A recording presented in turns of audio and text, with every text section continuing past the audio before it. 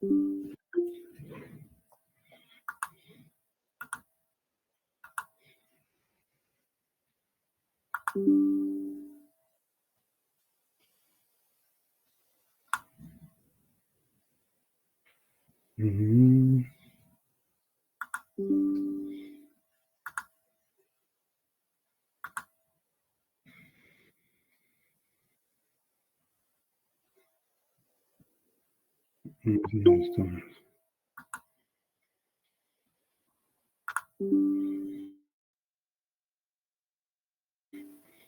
Bien, vamos a...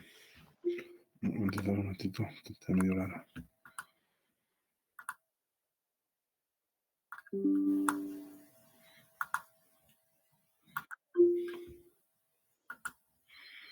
Teníamos pendiente hoy día lo que es hablar de sexualidad humana y violencia de género. Bueno, en lo que es, básicamente son dos temas donde son más como que todo conceptos, ¿no? ¿No? Conceptos acerca del comportamiento humano respecto, pues, ¿no? A la sexualidad humana. A ver, como definición, o como una primera parte introductoria, podemos decir, pues, ¿no? Que la sexualidad, ¿no? La sexualidad, los comportamientos sexuales y las relaciones sexuales, pues, son una parte importante, ¿no? Y muy necesaria para lo que es el desarrollo humano. Esto está, pues,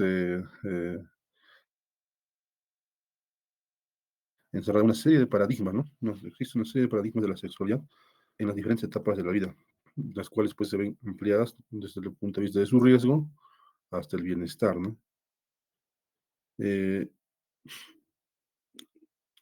un comportamiento sexual responsable, ¿no? Por ejemplo, el hecho de retrasar el inicio de relaciones sexuales, elegir parejas adecuadas, respetuosas, el uso de preservativos, ¿no? Y el utilizar métodos anticonceptivos eficaces, ¿no? Y actualmente, pues, es un problema, ¿no? De lo que es, ¿no? Salud pública. En cuanto a la definición de sexualidad, no se aleja mucho de lo que es una definición de salud, ¿no? De salud, de lo que es, de lo que es, ¿no? Una definición de buena salud, ¿no? Solo que esto está orientado hacia lo que es la parte sexual, ¿no? Diferentes organizaciones dan diferentes puntos de vista, desde el punto de vista médico, filosófico, biológico, ¿no? Etcétera. Por ejemplo, acá tenemos una definición que dice salud sexual es un bienestar físico, emocional, mental y social, ¿no? No vamos a ver, hay más compañeros. Ya, ¿no? Decíamos que salud sexual es un bienestar físico, emocional, mental y social relacionado con la sexualidad, ¿no?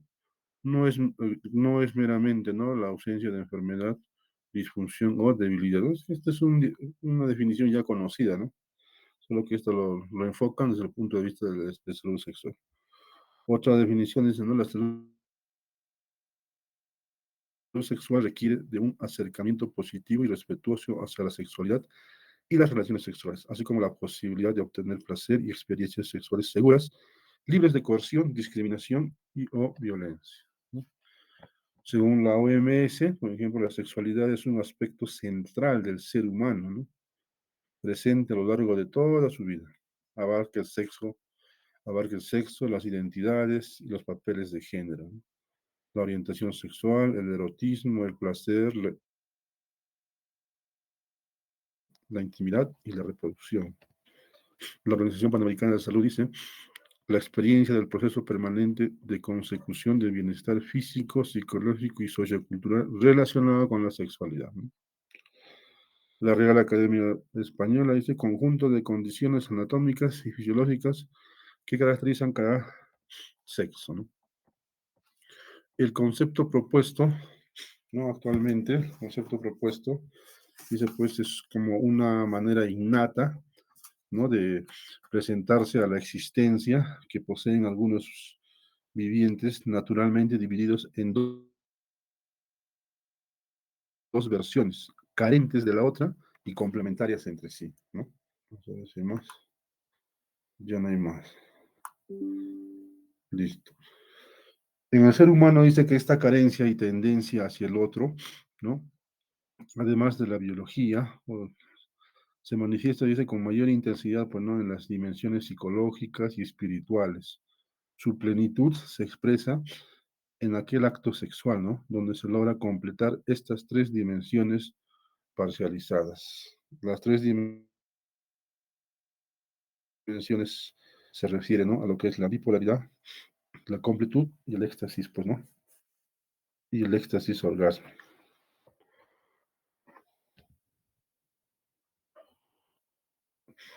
Desde el punto de vista biológico, ¿no? La sexualidad humana ve tres aspectos, ¿no? O es lo que menciona, ¿no? La literatura la biológica de la sexualidad. Dice, la base material de esta condición, ¿no?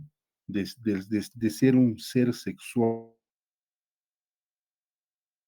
¿no? Que concluyen las dos versiones complementarias, ojo, ¿no? Con dos, solo habla de dos versiones complementarias, que se describe, ¿no? En el concepto ideal. Depende en la especie humana de una compleja red de interacciones divididos en tres niveles. Dice. El nivel cromosómico, ¿no? Lo que es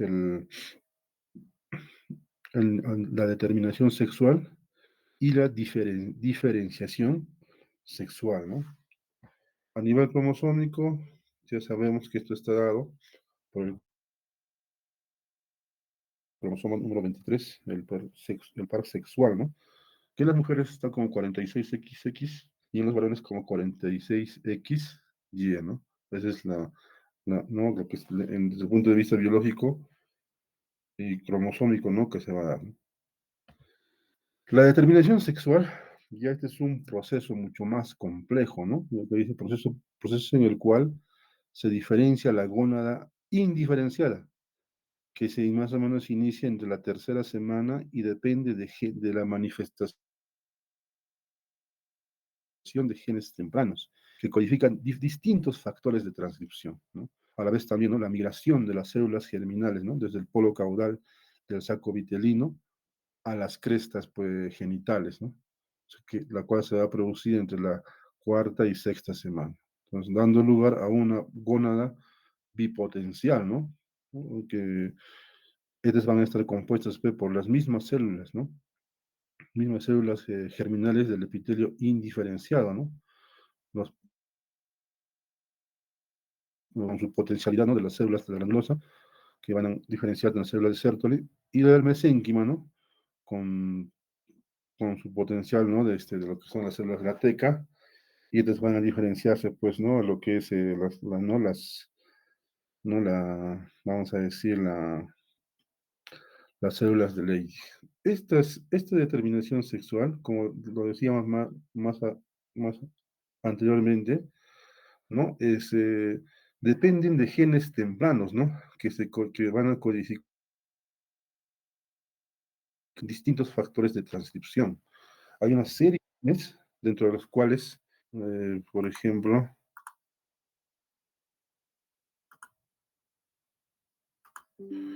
está, pues, ¿no? Por ejemplo, el gen SRY, ¿no? En inglés, ¿no? Es la determinación del sexo de la región Y, su ausencia o presencia de este, o su manifestación o su no manifestación de este, tiene que ver para que sea de femenino, masculino, ¿no?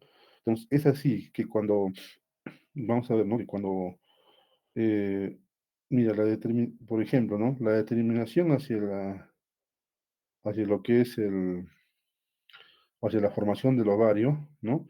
Depende justamente de la ausencia de este primer gen, ¿no? Entonces, al hacer que este gen SRY ausente, va a hacer que se manifiesten el gen WNT4, ¿no? El RSP1, ¿no? Y ¿no? El FOXL2, ¿no? Va a hacer que estos genes se manifiesten para que dé formación al ovario. En cambio, su presencia de este gen SRY hace que los ya mencionados se inhiban y se manifieste, por ejemplo, el determinante testicular, ¿no? El factor 9 de fibroblasto, ¿no? El factor esteroidogénico, ¿no? El gen NR5, y así, ¿no? Se manifiestan esa serie de genes para que pueda dar lugar a la formación de los testículos, ¿no? Entonces, pero esto ya pues, ¿no? En lo que es la determinación sexual. Y la diferenciación sexual, bueno, pues es un proceso, ¿no? En el cual pues la gónada produce la diferenciación al sexo fenotípico mediante los factores de transcripción y hormonas, ¿no? Recuerden que en la etapa indiferenciada, que más o menos está entre las 6 a 8 semanas, ¿no? Tanto el embrión masculino como el femenino tienen dos pares de conductos, ¿no? Los famosos conductos mesonéfricos de Wolf y los conductos paramesonéfricos de Müller, ¿no?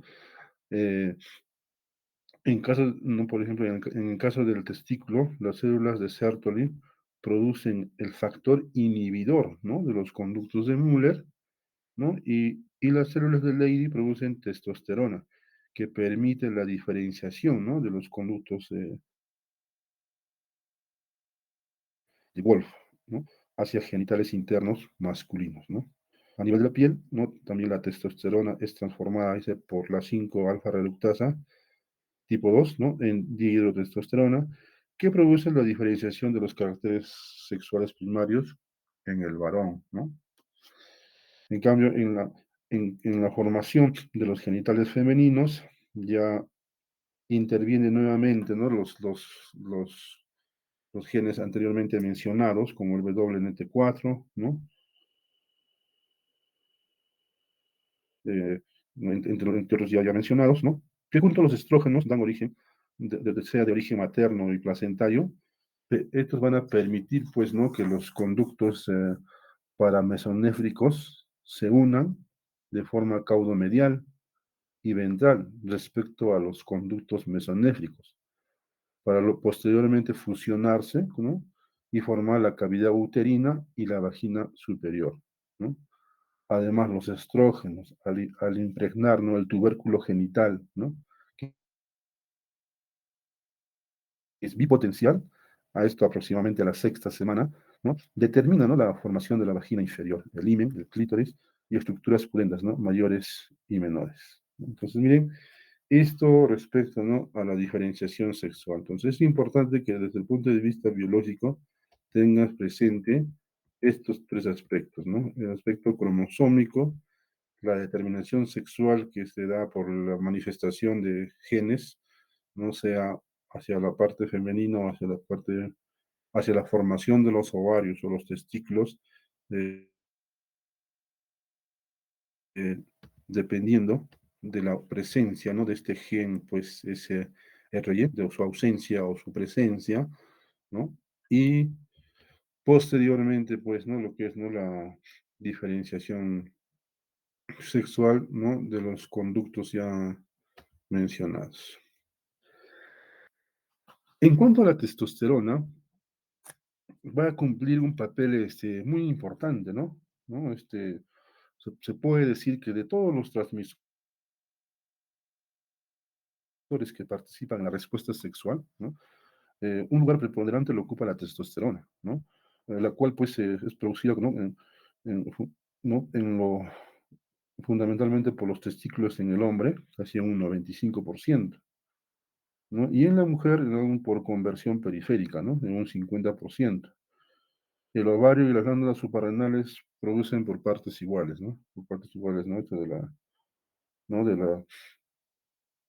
De la testosterona. Claro, aparte que estos van a influir también, pues, ¿no? En los caracteres sexuales secundarios masculinos, ¿no? También ejercen un papel importante en el impulso sexual en ambos sexos. De ahí que es importante conocer, ¿no? Sus niveles de testosterona, ¿no? A lo largo, después de toda la vida, ¿no? A lo largo de toda la vida. Entonces, y esta testosterona que tiene que ver, ¿no? Un papel importante en el impulso sexual, nos va a dar lugar, pues, ¿no? A lo que son, ¿no? Una respuesta sexual en la etapa adulta. Esta respuesta sexual va a estar dada básicamente por cuatro fases, perdón, por cinco fases, ¿no? Lo cual es la fase del deseo, de impulso sexual, la fase de excitación, la fase de meseta, la fase de orgasmo y la fase, ¿no? De lo que es, ¿no? La fase de resolución. ¿A qué se refiere con lo que es la fase de deseo o de impulso sexual? ¿O qué sucede, ¿no? En esa fase, ¿no? Menciona que es, pues, ¿no? Una sensación física de estar con su pareja, ¿no? Este impulso está mediado por una sinergia de hormonas y neurotransmisores, la oxitocina, por ejemplo, ¿no? Que van a ser liberadas pues, en diferentes fases. ¿No? Esta percepción del impulso tiene enormes variaciones individuales, ¿no? Y es más pronunciada en el hombre que en la mujer. Y también pues, va a depender de estímulos internos y externos. En la fase de excitación, esta es provocada por estímulos muy diferentes, ¿no? Y en forma no evaluada de forma empírica, ¿no? Para el hombre, por ejemplo, predomina el estímulo visual. En cambio, para la mujer predomina el tacto y el lenguaje corporal, ¿no? Durante esta fase de excitación, ¿no? Se va, pues, a producir una gran vasodilatación del área pelviana. Esta va a repetir, ¿no? En los cambios propios de las estructuras eréctiles, ¿no? En el caso de la mujer, se provoca pues una lubricación del introito vaginal por la secreción de las glándulas de Bartolino y las glándulas de Skene, ¿no? Seguido pues de la erección del clítoris, engrosamiento y crecimiento de los labios mayores y menores, ¿no? Por los cambios que experimentan los cuerpos vulvovestibulares.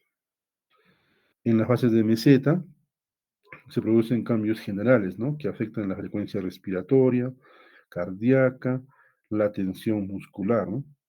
En el caso de la mujer, el clítoris alcanza su máximo crecimiento, se relajan los músculos que rodean la vagina, el útero se eleva,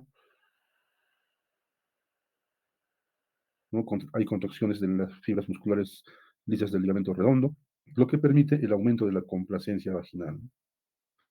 En la fase de orgasmo vemos pues una gran respuesta sistémica, ¿no? Al predominio del sistema, por predominio del sistema nervioso parasimpático, ¿no? ¿No? Existen máximas cifras de presión arterial, frecuencia cardíaca y respiratoria, ¿no? El sistema musculoesquelético experimenta contracciones musculares, ¿no? Principalmente músculos extensores, ¿no? Y a nivel local hay contracciones de la musculatura del piso pélvico, ¿no? Entonces, ¿no? Entonces bueno, esto se produce, pues, ¿no? En la fase ¿no? del orgasmo, de la fase del orgasmo, ¿no? Y desde el punto de vista psicológico, ¿no? Se ocurren ondas de placer, gran relajación, sensación de abandono y acabamiento total. Luego tenemos la fase, aquí está. Tenemos la fase de resolución. Bueno, aquí pues vamos a ver que los cambios generales, ¿no? De todos los parámetros cardiovasculares, respiratorios, vuelven pues, ¿no? A sus valores basales, a sus valores normales, ¿no? Ocurre una sudoración y el cuerpo se hace insensible a la estimulación erótica, ¿no? Y aparece el periodo refractario, ¿no? El tiempo de duración puede ser corto en los adolescentes y se va alargando, pues, ¿no? Con el transcurso de los años, ¿no? En algunas mujeres existe predisposición a orgasmos múltiples, ¿no? Además, todos los cambios ocurridos en los genitales vuelven a su condición inicial. Un estudio de Master y Johnson en relación con la variable tiempo dice que las mujeres son lentas, los hombres más rápidos, ¿no? Las mujeres tienen mucha variación y los hombres son muy parecidos, ¿no? En cuanto a su comportamiento. Y es más, ¿no? Manifiesta que las mujeres puede que no tengan en algunos casos este periodo refractario, ¿no? y el hombre sí, y mucho va a depender de la duración de este periodo refractario, de la edad, ¿no? A menor edad, menor tiempo refractario, a mayor edad, mayor tiempo, ¿no? Refractario. Bueno, ¿y qué es, vamos a decir, de la ética y la sexualidad, ¿no? Bueno, ética pues no es una tendencia natural, ¿no? Que tienen los seres humanos de escoger opciones para hacer algo, ¿no? Teniendo en cuenta el, el bien que desee hacer, obtengan ellos y los demás, ¿no? Entonces, a eso se refiere un poco, ¿no? De lo que es, ¿no? Un poco de ética y sexualidad, ¿no? Ahora, desde el punto de vista, o desde un sentido antropológico de la sexualidad, ¿no? La sexualidad menciona que es una de las operaciones del ser humano en donde este dilema se manifiesta con un máximo desafío, ¿no? Si bien, ¿no? Entonces, en el actuar del ser humano.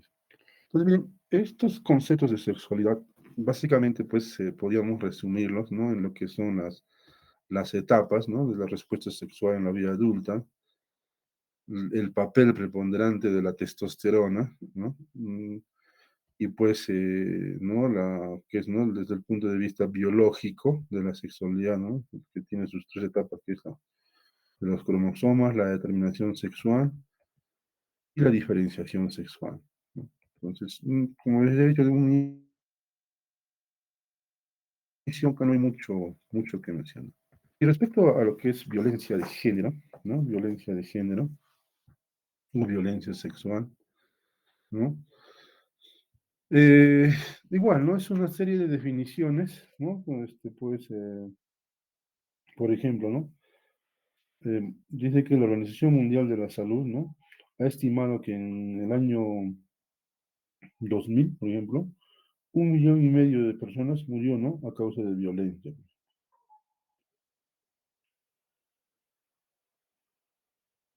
Entonces, esto ha significado un fallecimiento por cada, ¿no? 3.500 personas jóvenes, la mayoría de ellas mujeres, ¿no?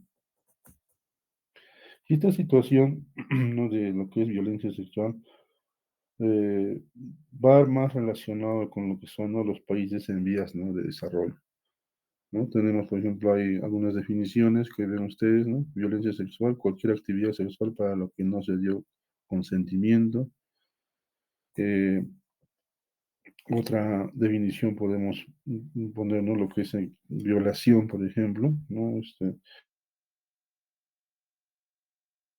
Desde el punto de vista, ¿no? Es un término legal, dice, ¿no? Que se refiere a, consiste en acceder carnalmente, dice, ¿no? Desde el punto de vista sexual, ojo, por vía vaginal, anal o bucal, a una persona usando, ¿no? La fuerza o la intimidación, ¿no? Hallándose la víctima privada de sentido, ¿no? O aprovechándose de su incapacidad para oponer resistencia, ¿no? O abusando de su enajenación o trastorno mental. Entonces, si se trata de casos de víctimas menores de 14 años, ¿no? Todo acceso carnal por cualquiera de las vías señaladas es constitutivo de violación, ¿no? Aun cuando no concurra ninguna de las circunstancias mencionadas. Dice. ¿Cuál es en sí el dilema, vamos a decir, el punto, ¿no? ¿no? El motivo por el cual se habla hoy en día, ¿no? De violencia de género? Es el actuar frente, ¿no? ¿No? Frente a un acto de violencia sexual, sea masculino o sea femenino, ¿no? Algunos datos, por ejemplo, dice, una de cada 6 mujeres serán víctimas de un ataque sexual en toda su vida, ¿no? De las víctimas de ataque sexual, el 76% conoce a su atacante, dice. Alrededor de uno de cada 6 ataques sexuales se comunica, pues, ¿no? A la policía en este caso, o se llega ¿no? A hacer denuncias, ¿no? Eh, la imagen que ven ustedes, que dice el kit de emergencia para casos de violencia sexual, es algo que ya se viene implementando, ya con mucha mayor fuerza, en estos últimos 2 a 3 años, ¿no? Prácticamente ya está cobrando igual importancia que el kit de que una clave azul, que una clave amarilla o que una clave roja, ¿no? Pero que a este no le quieren poner el nombre de clave rosa, pero todavía se sigue manejando como kit de emergencia para casos de violencia sexual, ¿no? Y esto se aplica tanto a varones como a mujeres, ¿no? Obviamente que hay algunas cosas que a un varón no se le va a hacer, ¿no? Independientemente de la edad. Recuerden que actualmente, dada la situación, se ven casos de violencia sexual a toda edad, ¿no? Niños, jóvenes, adultos, hasta ancianos, inclusive. Entonces, dentro de las decisiones médicas que se deba tomar, ¿no? Para pacientes con agresiones sexuales, ¿no? Están como sugerencias, ¿no? Se tiene que hacer una consejería, ¿no? Se tiene que hacer una consejería respecto a sus implicancias de manejo médico legal, a sus procesos de denuncia y registro, pues, ¿no? En su ficha clínica. Ese es un problema que al momento se convierte en una limitante o algo que no permite que, pues, que se pueda agilizar o viabilizar las denuncias, ¿no? El hecho de que uno como persona no querer involucrarse, ¿no? En algún problema de este tipo,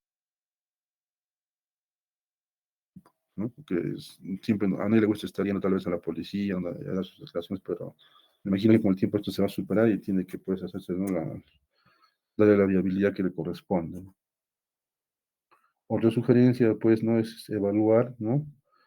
La toma de muestras, ¿no? Para estudios microbiológicos, ¿no? Tales como flujos, frotis, cultivos de secreciones vaginales, ¿no? Etcétera. Evaluar la indicación de tratamiento antibiótico profiláctico, ¿no? Evaluación de estudio serológico, ¿no? Para lo que es VIH, hepatitis, ¿no? ¿No? Evaluar la indicación de vacuna contra la hepatitis, ¿no? Evaluar la administración de terapia antirretroviral, ¿no? Profiláctica para el VIH, ¿no? Determinar la colocación de la vacuna para el virus del papiloma humano. Valorar si se administra anticoncepción de emergencia, ¿no? Y el uso, ¿no? De una derivación interdisciplinaria, o sea, aquí debe tener un trabajo no solo de la parte del ginecólogo, ¿no? Un ginecólogo infanto-juvenil, en el caso de que sean niños, por ejemplo. Pediatría, obstetricia, infectología, salud mental, psicología, asistente social. Es un trabajo multidisciplinario, ¿no? Y para posteriormente hacer sus controles ¿no? y hacer, pues, su seguimiento respectivo. En cuanto a la aplicación del kit de emergencia, como ustedes ven, ¿no? Ahí dice, prueba de VIH, sífilis, hepatitis B, vacuna contra la difteria, tétanos, píldora del día siguiente, prueba de embarazo, medicamentos, ¿no? Esta administración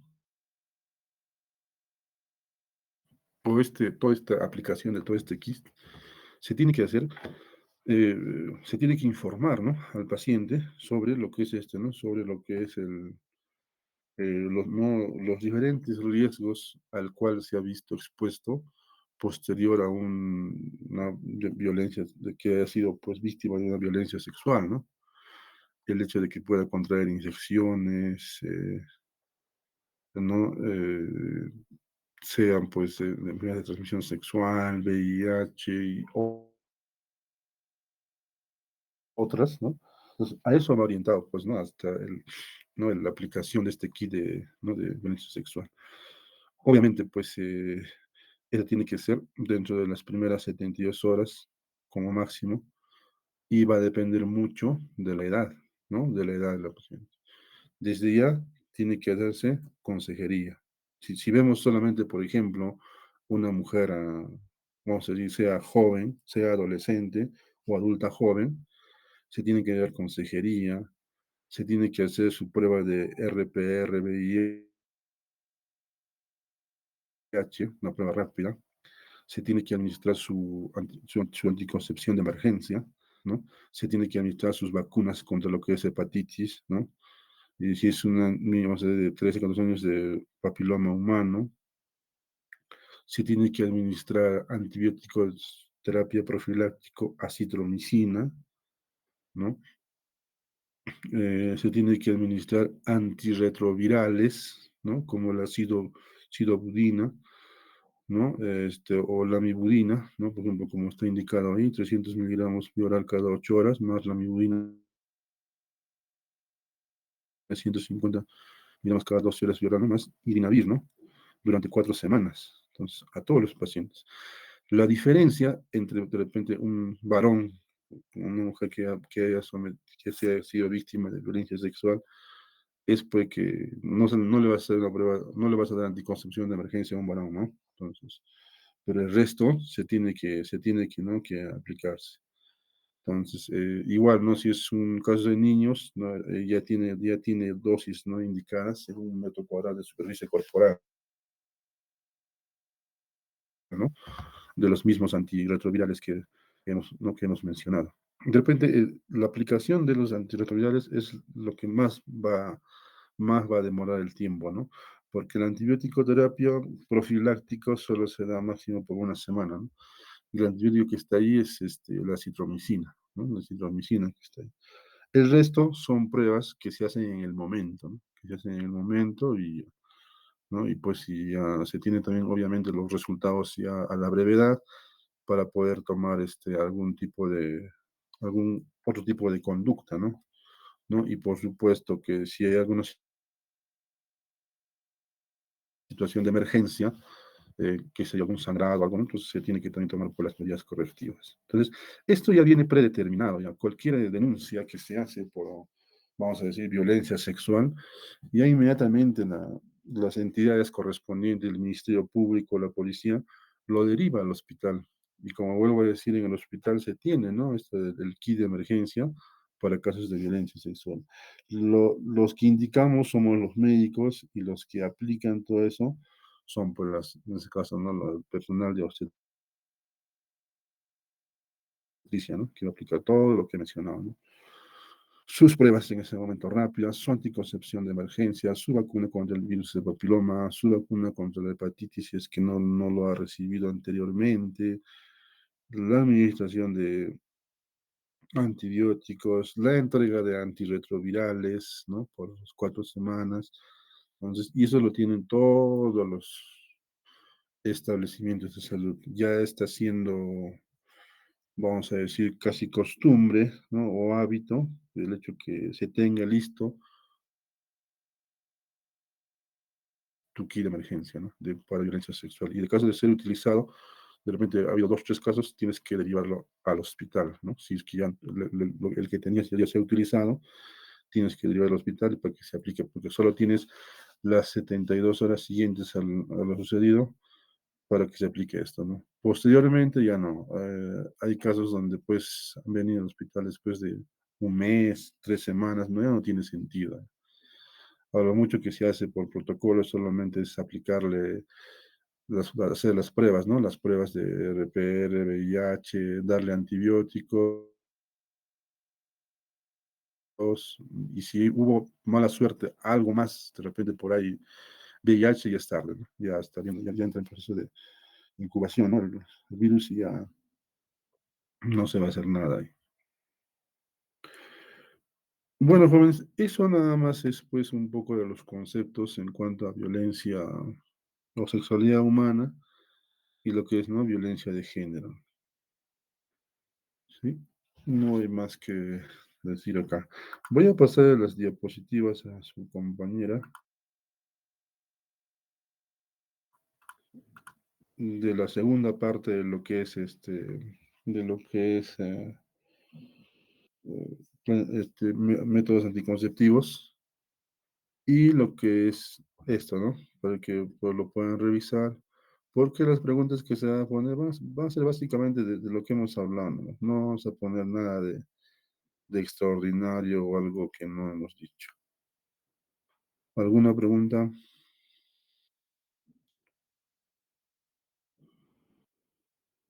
Bueno, entonces en breves les envío las diapositivas de su delegada y pues ya lo está compartiendo con ustedes. Gracias por su tiempo, ya nos estaremos viendo. Y han hecho llegar ya la segunda parte de este tema. Son temas más interesantes, son temas obstétricos. La verdad que toda esta parte no es nada agradable, pero bueno, había que hacerlo. El día lunes con normalidad estamos haciendo las clases como siempre, ¿no? En la universidad. Bien, chicos, con todos, buenas tardes. Que tengan un buen fin de semana. Nos vemos. Hasta luego, doctor. Adiós, adiós.